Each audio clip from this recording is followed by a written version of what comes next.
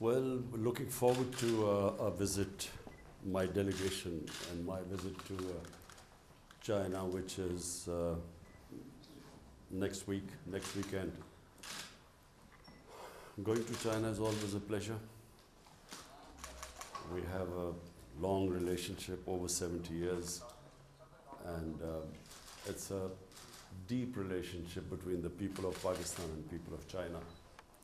So therefore, it's always a pleasure going there. So I'm looking forward to my visit. So please ask me questions. Thank you, Your Excellency. Thank you for taking our interview. And today, as a special gift, we present the mascot of the Beijing Winter Olympics to you. And the one sitting next to you. These ones? Yes. These are the mascots? Yeah, okay. these are the mascots. Okay. And the one next to you is a clumsy icy panda. It's called Bing Dun Dun. And the other one is for Paralympics. It's called Shu. It's a Chinese traditional animal. Okay, I look forward to watching that. I've never been to watch any Winter Olympics. In fact, I've never been to any Olympics, so I look forward. Oh, yes. And that's great. So my questions are all... Will you good if you can introduce yourself first and organization and everything? Okay, sure. Yeah, I'm from People's Daily, China. So my questions are all about Winter Olympics. So first one is, in 2021, China and Pakistan celebrate 70th years anniversary of establishment of the diplomatic ties. And now you are also going to attending the opening ceremony of the Beijing Winter Olympics Games. So this is another major event in the development of the bilateral relationships. So how do you evaluate the high-level development of China relationship? Look, the relationship between the two countries has just got stronger over a period of time. And one of the main reasons is that feeling in Pakistan is that China has always stood with us in our times of need. When Pakistan has, over the years, been in a difficult period, China has stood with us, and Pakistan has stood with China. And we are neighbors. I was in school when the Karakoram highway was being built. And that was a collaboration between the Chinese government and the Pakistan army.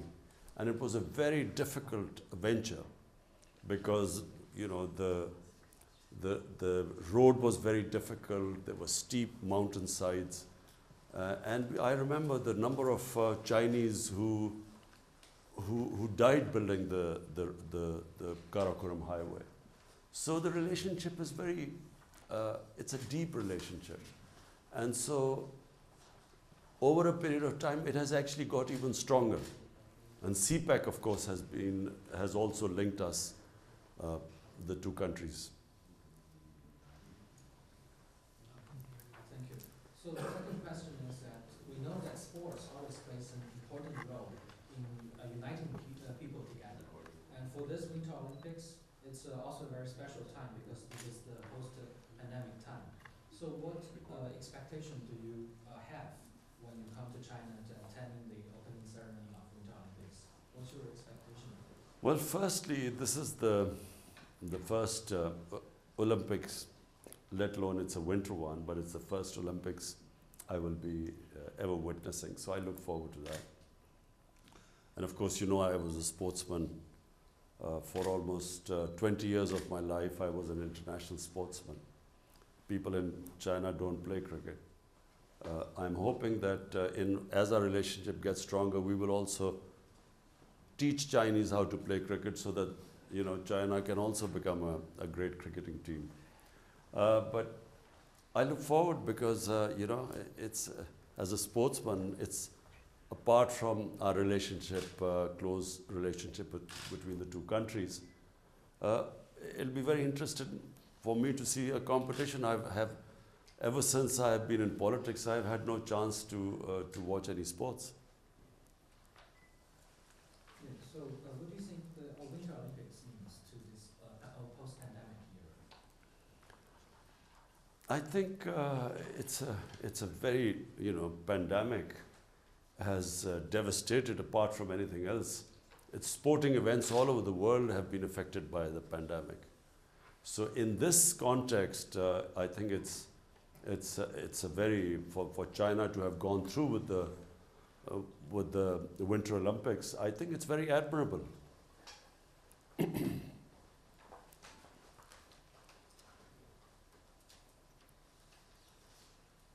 Assalamualaikum Jannah और वज़ीर आज़म साहिब मैं हूँ JMHA news agency service की social part जैसा कि आपको इल्म है कि गिलगित बाल्टिस्तान से ताल्लुक़ रखने वाले एथलीट मोहम्मद करीम वो बीजिंग 2022 सरमाई ओलंपिक्स में पाकिस्तान की नुमाइंदगी करेंगे।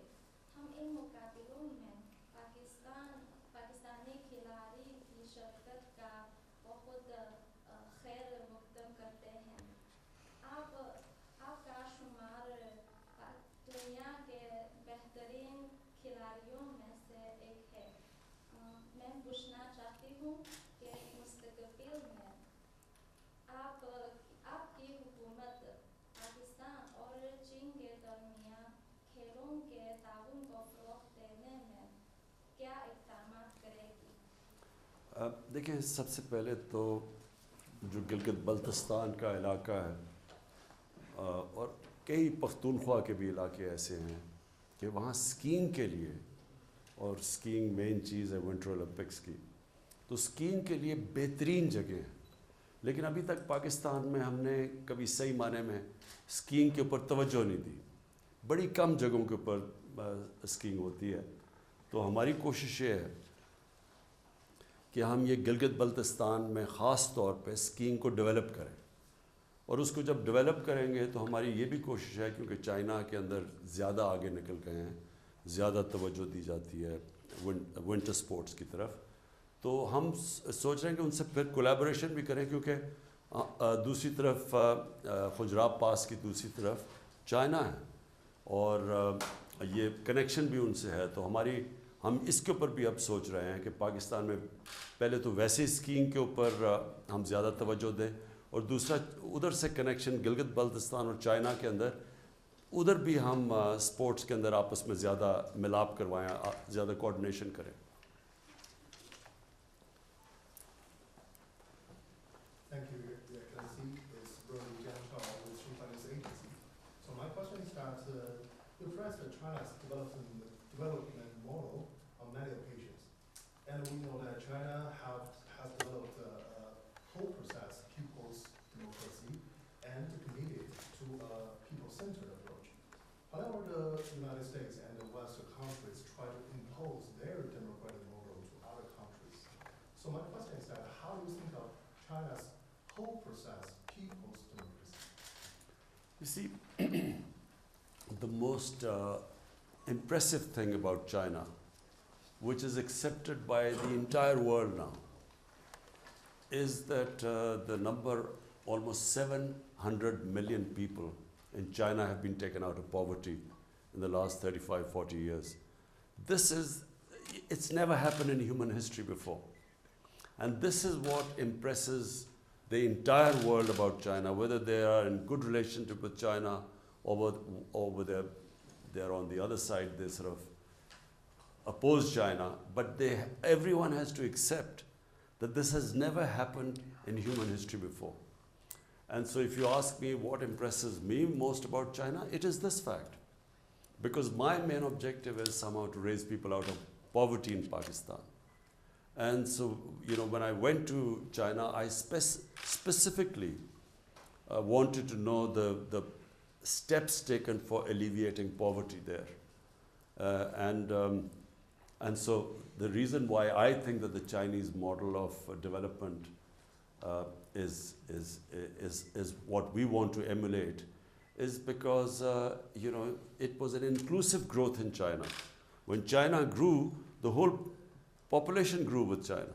It wasn't, unfortunately, like in a lot of the rest of the world, where the rich get richer and the poor, in fact, get poorer. The gap between the rich and poor gets wider.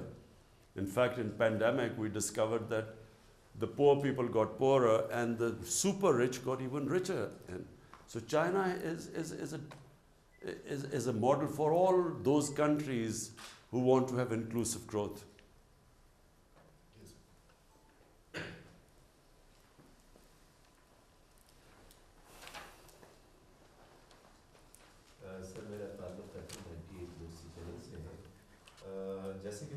हैं आप हमेशा खेलों और वर्जिश के जरिए सेहतमंद तर्ज ज़िंदगी बरकरार रखते हैं, इस हवाले से आप चीनी आवाम को क्या मशवरा देना चाहते हैं? देखिए, चाइना के अंदर ये जो हमने देखा है कि एक तब्दीली आई है चाइना में। एक तो लोगों को गुर्बत से निकाला उन्होंने, लेकिन स्पोर्ट्स के अंदर चाइना कभी भी इतना आगे नहीं था दुनिया में जितना अब पिछली 2-3 ओलंपिक्स में चाइना की परफॉर्मेंस बहुत इम्प्रेसिव रही है। तो इससे वाज़ेह होता है कि वहाँ बड़ी तवज्जो दी जा रही है अब स्पोर्ट्स की तरफ और फिटनेस की तरफ। दूसरा मेरा सवाल ये है कि हुकूमत पाकिस्तान मुल्क की तरक्याती हिकमत अमली को जियो पॉलिटिक्स से जियो इकनॉमिक की तरफ मुंतकिल कर रही है। पाकिस्तान की तरक्की के लिए चीन पाकिस्तान स्ट्रेटजिक और इक़्तिसादी ताउन से आपकी क्या तवक्कुआत वाबस्ता है? देखिए, चाइना ने गुर्बत कम कैसे की? चाइना ने गुर्बत ऐसे कम की कि उन्होंने अपनी इकॉनमी को ग्रो किया। जो ग्रोथ रेट जैसे जैसे उनकी बढ़ी, तो उन्होंने उस ग्रोथ रेट से लोगों को गुर्बत से निकाला। अगर आपने गुर्बत से लोगों को निकालना है तो जब तक आपकी इकॉनमी ग्रो नहीं करेगी, वेल्थ क्रिएशन नहीं होगी, तो आपके पास किधर से पैसा आएगा नीचे से लोगों को ऊपर उठाने के लिए?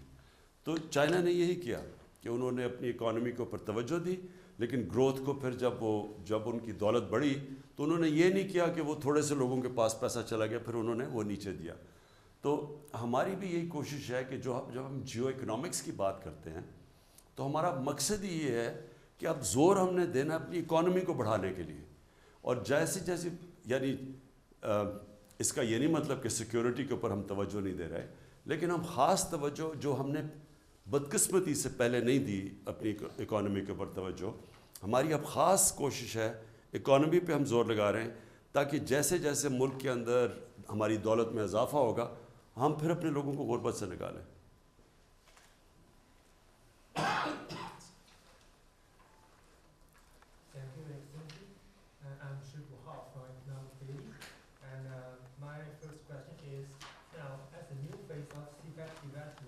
Focuses on encouraging business and benefiting local people. What is your government going to do to facilitate it? What do you expect for the sustainable development of CPEC? And any expectation for more cooperation on renewable and clean energy? Thank you. You see, the first phase of CPEC was basically connectivity and power generation. Now the CPEC has moved into the next stages where it's about relocation of industry. We want to develop our industrial zones, our special economic zones. Then we want, especially in agriculture, we want help there to improve our productivity.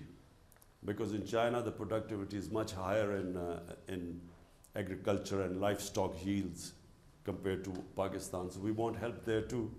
And then China has grown these drought-resistance cotton varieties, which we have large tracts of lands in Pakistan where this variety of cotton can be grown. So that's where we're going to get help from China. But also it's in technology, information technology. That's another area where which is basically the future is really information. The technological revolution in the world is the future. And China has made great strides in that, and so we also want to get help from China in that field. Thank you. And my second question is, now, some Western countries keep telling lies on so-called Xinjiang issues, but actually, many Pakistani people, scholars, journalists, including Ambassador to China, His Excellency Haq, have visited Xinjiang many times. They saw the place with their own eyes and talked a lot about it. Have you heard of them talking about Xinjiang? And what do you think of lies told by those Western countries? There is a lot of criticism about the treatment of Uyghurs by China in the West. But our ambassador went there, Moinul Haq, who's our ambassador in China. We asked him, and he went there and he sent us information that this is actually not true on the ground. But what we in Pakistan find it very difficult to swallow is that while they talk about Uyghurs, they do not talk much in the West about Kashmir. Because in Kashmir, the worst violations of human rights are taking place by India. And somehow there is selective silence about human rights in Kashmir, where there's something like 9 million people who are, really basically living in the worst conditions in almost an open prison by these 800,000 Indian troops. So we find it very difficult that while on one side they talk about Xinjiang, but on the other hand there is the silence about Kashmir is deafening for us.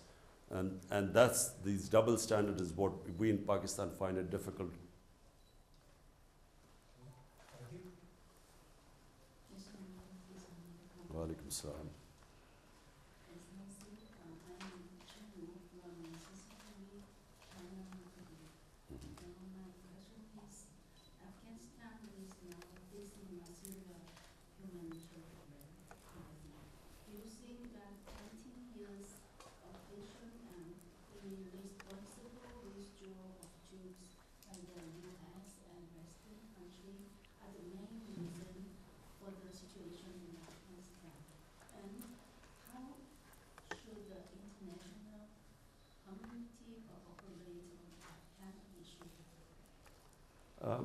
Look, Afghanistan has suffered for 40 years. And it's always because of outside countries who have made Afghanistan into a battleground. And so for 40 years, people of Afghanistan have suffered. And this is now, after 40 years, there's a chance of peace in Afghanistan. Because actually there is no fighting going on in Afghanistan, and this is, after 4 decades. So what should the international community do? The international community right now should understand that people who have suffered for 40 years, and when the foreign forces have left Afghanistan, they cannot just leave Afghanistan without thinking about the aftermath or how the people of Afghanistan are going to survive from here. Because in 1989, when the Soviets left Afghanistan, so did everyone else, and Afghanistan descended into a civil war. And about almost 200,000 Afghans died. There was chaos in Afghanistan. And from that chaos emerged the Taliban. And now, after 20 years, if everyone abandons Afghanistan, the situation, number one, the people of Afghanistan, and I'm talking about almost 40 million people of Afghanistan, they are going to, you could see the worst humanitarian crisis there.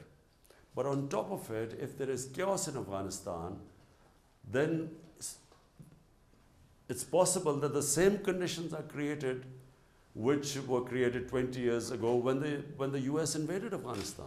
Same thing could happen again if there is chaos. So what should happen is that the international community should just think of the 40 million Afghan human beings there. Whether they like the Taliban government or not should be secondary. The welfare of the people of Afghanistan should be the foremost, and they are facing one of the worst humanitarian crises right now. And they really need help as soon as possible.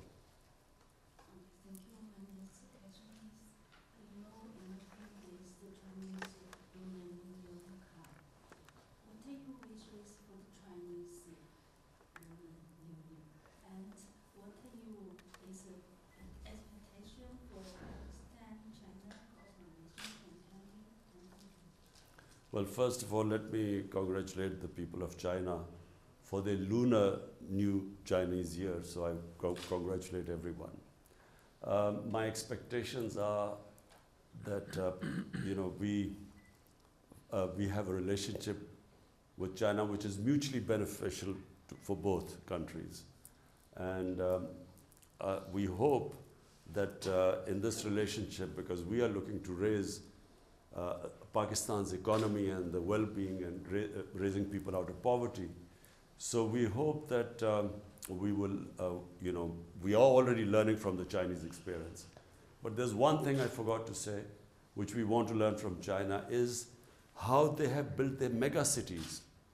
You see, China has these huge cities now, and the way they have dealt with the problems that come of having mega cities. And I'm talking about air pollution, I'm talking about the waste disposal.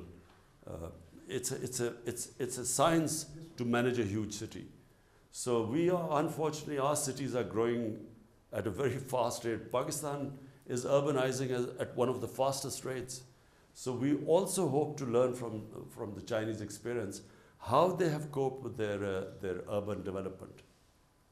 कि मैं China की आवाम को China का जो lunar new year है मैं सारी कौम को पाकिस्तानियों की तरफ से मुबारक देता हूँ